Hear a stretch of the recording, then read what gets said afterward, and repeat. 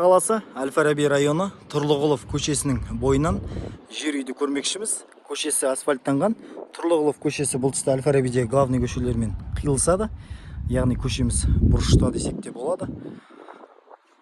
Көретініміз осы 2021 жылы салынған материалы күйдірілген қыш, көлемі 17-де 15, яғни 220 квадратты құрайды. Қорасы толықтай қоршалуға фундамент құйып қойған.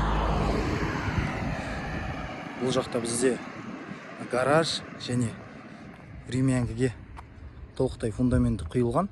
Шамамен 230 квадратты құрайды. Үйіміздің сыртқы көрінісі крыша черепица.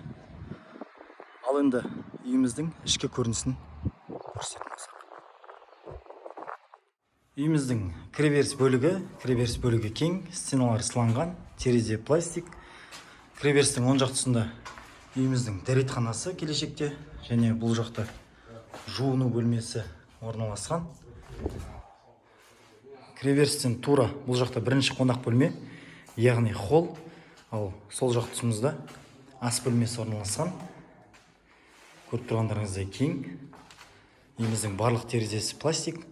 Осы бірінші қонақ бөлмеден тура әрі қарай үйіміздің екінші қонақ бөлмесі, яғни зал орналасқан. Ал осы кіреберісіміздің оң жақ тұсында үйіміздің 3 жатын бөлмесі және кладовкасы орналасқан. Бұл жақта бізде бірінші жатын бөлме. Бірінші жатын бөлменің сол жақ тұсында екінші жатын бөлмеміз. Ал арғы жақ тұсымызда үшінші жатын бөлме орналасқан.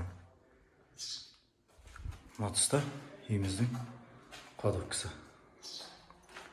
Толықтай сыланған, стяжка құйылған. Ал енді осы үй жайлы сұрақтарыңыз болса, төменде көрсетілген байланыс нөміріне хабарласыңыздар.